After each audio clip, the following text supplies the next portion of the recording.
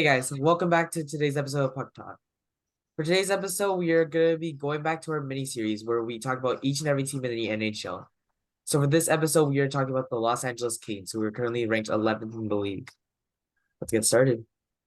Yeah, like he said, we're going to be talking about the LA Kings today, and we'll discuss some categories for them.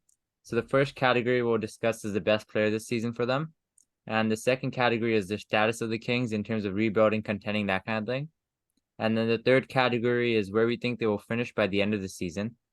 And the fourth category is a potential deadline trade they could make. And the fifth category is the panic level amongst the fan base. So yeah, let's just get to it now. So you guys watching can see the stats on the screen right now. And let's start with the forward stats and discuss them. Yeah, I mean, LA took a huge step last year when they made the playoffs, played a great series against Edmonton, and this year they were a bit shaky to start off, but I just regard that I disregard that because their goaltending was a bit of a question mark as well. But with Phoenix Cobley, they've really picked it up. They've turned it around and they're playing really well right now. Yeah. I'm Yeah. I'm surprised Fiala's leading the team, to be honest, by that much. I thought Kopitar would be closer to him. Kopitar had a somewhat good start to the season, but he has slowed down over time. Okay, that's fair. Yeah, Kopitar but is like a defensive master at this point. That's why I guess he's not scoring as much. And Fiala last year really blew up, and he's continuing that streak. yeah. You can see the stat leaders, they're all like the old core now, right? But it's scary because the new guys are coming up too. So all of these guys, when Kopitar ages out, Byfield will just take his place. It's scary that the Kings will be good for a long time now.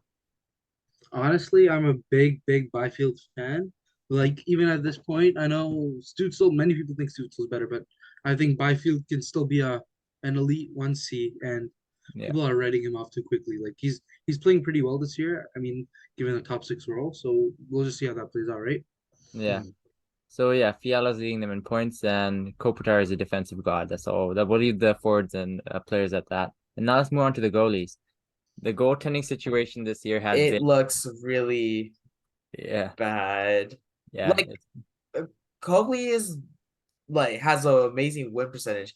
However, it's more like the stats are a lot to be desired in terms of like the save percentage. Yeah, you're right in that regard. I mean, it's certainly not flashy by any means. Like you're not gonna lose your mind over stats like these, but as long as you're getting wins and that goals against average is under three, then I think you're doing a pretty good job, despite the save percentage being kind of Yeah. Like bad. that whole entire like goals against average though is mostly considered the fact that LA has a pretty good defensive core Yeah. as well, which is really impressive to say the least. yeah. I'm surprised they're 11th in the league with that save percentage, and also Pedersen, who they had a god awful save percentage too. It's impressive that the Kings are 11th for having that kind of goalie run. Like we saw what happened to the Canucks when they had bad goalies.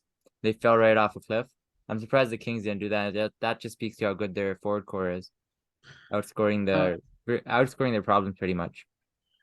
yeah, I would agree with you. Honestly though, with like the young stars rising on LA like Dersey and um what was it, Mikey Anderson. Those guys really stepped up on the defense, and it's really paying off because they're doing quite well right now. Yeah, I think if they get a goalie, they can be cup contenders. Because if they can be this good without a goalie, then if they do have a goalie, they'll be way better. So that's my logic. But right now, if they go with the goaltending core that they have, I don't think they're making it out the second round. Uh, well, Quick is a playoff performer. He does go crazy, like he's done it before. Yeah, So we don't know, like depends really. Like goalies are really circumstantial in my opinion. yeah, that's fair to say. So let's move on to the categories now. So who's the best player this season on the Kings in your opinion, guys? At this point in time, you have to give it to Kevin Fiala. Kopitar is playing amazing. It's just the fact that Fiala does have like a almost 10-point gap or is a 10-point gap above Kopitar right now. Yeah, I'd give it to Fiala too. Do you agree, Ali? Yep, I think Fiala is good, but I also want to give a shout out to Philip Deneau. He's Mhm. not a flashy player, but he makes really good defensive plays, and his IQ is off the charts. So like an honorable mention, Philip Deneau. But yeah, Fiala is their best offensive contributor. Do you think Denault has been better than Kopitar this season?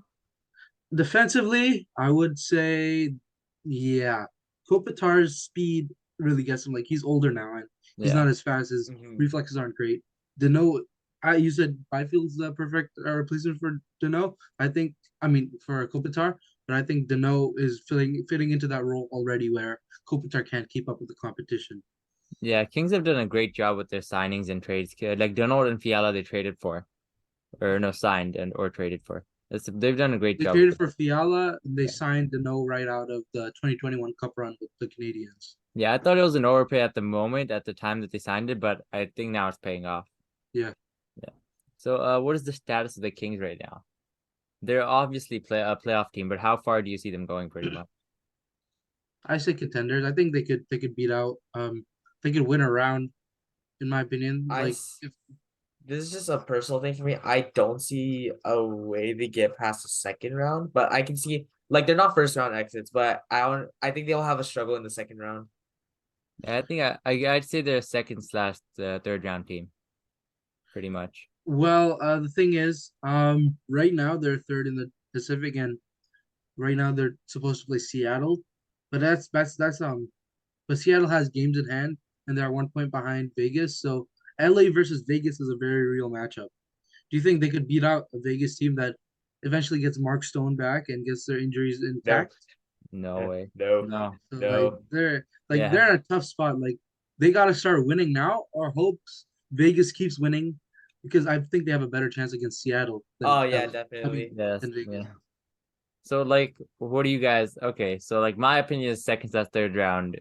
Like basing it off like just how good I think they're, not necessarily on the matchups. Matchup wise, I see their first round exit if they were to Vegas. There's no chance about that. But like for the status, I'm inclined to write second slash third round of a team. You guys agree with I that? I I I would say second round max. I wouldn't call them conference Mm. competitors, but second round is the max I could see them going. Like Yeah, in I the Oh, agree with Ali with the second round. okay. I'll just go first slash second round then. sounds And good. where do we think they will finish? I think they will get better. I think they stay around the region of 13th to like 9th, roughly. But you Yeah, see, I think they keep their third spot in the Pacific because right now moving up is going to be a challenge because out of the top three seeds in the Pacific, they've played the most games, yeah, and Seattle's a powerhouse right now. Like that's just straight up like they're crazy. And Vegas has slowed down, but they're still a pretty good team dealing with injuries. So I think Kings just hold on to that spot, lock it down. Um, I don't see them dropping, but yeah, third in the Pacific, like ninth, I 10th, 11th in the league. I 9, 10, 11. Okay. But like they did all this with like bad goalies, right? And now Copley's trying to really turning it around. I'm sure they trade for a goalie at the deadline. I think they get better, but I'll write 9 to 13 though. That's just my The opinion. thing is though, like after the deadline, it's like what 20 games, right? Like Yeah, if like there's not much room for improvement there. Like basically at that point, a lot of the teams are locked in. Like that's a playoff matchup you're gonna see most of the time, unless it's like really close. that's true. Yeah. And And then Edmonton might move up too. Like they are 1 point behind with a game in hand. yeah, So Edmonton, yeah, I think McDavid will roll the Oilers into a playoff spot. and of course Colorado is in a playoff spot against second wild card. Like whoever's facing them is in for a nasty shock because they are a second wild card with that. But once they come back, man, that's like a side note. But like yeah, it's a crazy competition in the West. Yeah, you win the division, you're gifted with Colorado. Yep. Luck with that. I mean, in a way, would it not be better for the Kings to drop into the wild card spot? I think they match up better against Dallas than they do against the Knights. Oh yeah. Like For people think sure. like this year, like people Dallas has a history of being defensively good, but this year they're all offense. Like it's Ottinger and then their defense is okay. I mean Heiskanen's like really good, but that's it. And they just score a lot. And Yeah, LA could like perfectly counter that with Deneau, who can, shut down those big stars like we saw 2021. He completely locked up Matthews. So yeah, he has the capacity to do that.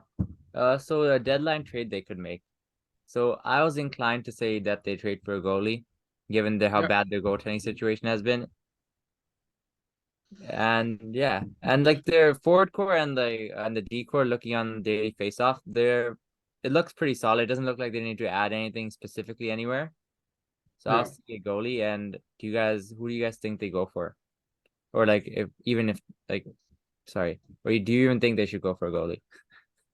I say that is the out of everything that they need to improve on, that is the area. As like Copley, like the goals around average is like really good, but like the save percentage average is below average of a goalie.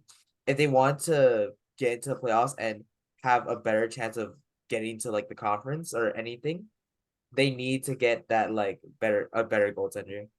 Yeah. I think Copley's overperforming too. Like I don't think he's that good of a goalie. Yeah, And I agree with you there. Like he's not an amazing goaltender, obviously. And I think yeah, there's not a lot of goalie options on the market right now though. Like yeah. it's a very bare bones. Like Vejmelka is like the only real guy that could like make a difference on your team. And that's Arizona, and they're gonna require a lot of like assets to get him away from that team. Yeah, he's on a cost controlled contract too. He's only making 2.725 for the next 3 years. And I've heard Arizona's looking to trade him though. So I think if the Kings had a chance, that's definitely who they should go for. Yeah, he kind of came out of nowhere, didn't he? Like 2 years ago, I didn't even know his name. Last year, he just popped out with Arizona. Arizona breeds good goalies. I don't know how. Yeah, like LA had Darcy Kemper, Mm. like, and Yeah, they that's traded him. true. Like, Oh, I forgot like about that's just a that. testament that LA management was not always the best. Like they had Kemper, who for Washington, he's doing pretty well. I think he has a 917 or 918 or something like that, and he's done very well. Like if if LA kept him, I think they would be in a much better spot right now. But I don't think they would have gotten those picks that they did to get them into a contention spot this early. Mhm. Yeah, that's true. So what do you think they give up for Vejmelka though? I'm guessing a first has to be part of the package. A first has to Yeah, be part of it if you're like that's where you think that you're gonna get far into the playoffs. A first and like a prospect, I guess, because like of course Arizona would want something in return. That's more than just a pick. Yeah, I think a first and a decent prospect would do it. Because considering LA's pick isn't really that, it's not like Tampa or Colorado's pick, where it's like yeah. not worth much, you know? I would say a first and a prospect and maybe a fifth or a sixth. Like Arizona is always on the lookout for late picks because recent years they're drafting like recently they had the scandal where they need to recoup picks and I think they just try to squeeze maximum value so they'll just get the extra fifth or sixth in there Yeah, for they're the gonna sake. get a boatload for Vejmelka. The goalie market is pretty dry right now, and he's on a great contract, like I said. Yeah, Mhm. And yeah, so now let's move on to the panic level for the Kings. I don't think there's any. I think it started off pretty high because of the goalie situation, but then it slowly simmered down as they've won more and more, and now they're in a steady playoff spot and they're good to go. Honestly, like their rebuild is essentially coming to a close. Like they're gonna start contending now. So yeah, they're an upcoming team, and it's gonna be fun to watch them. I The think the Kings are fans just in should. a overall really good spot to like they're like what it's been a really short amount of time for the rebuild, and their team is honestly capable of making it to the second, third round. But yeah, no, they should just it looks like a pretty happy situation down there in Yeah, I LA. mean their rebuild was so short, and they're right back into contention again. That's crazy. I think the fans should be ecstatic because their rebuild went so into good. Yeah, I mean it's unnecessarily hard to pull off a good rebuild in modern NHL because owners and GMs alike are so impatient. And to see a rebuild completed in such a short amount of time, while it is amazing to see, I feel like it might breed a lot of GMs to make bad decisions for other teams that are not like LA because they Yeah, might try to replicate that success and it just won't come. Like we're already seeing something like that with the Canucks, and they're just not in a very good spot right now. yeah, yeah. That's true. Yeah, I think the Kings are are not the normal, but like an exception to the rebuild rule, you know? The Kings and the Rangers, I'd say, are the two exceptions to the rebuild rule. And even the Rangers, they're not an amazing team. They have really good pieces that carry them through to that amazing threshold. Yeah, that's true. So do you guys have anything else to say about the Kings, or are we done for this video? I got nothing else. Okay, We're well, good, man. thanks for watching, guys. See you guys next episode.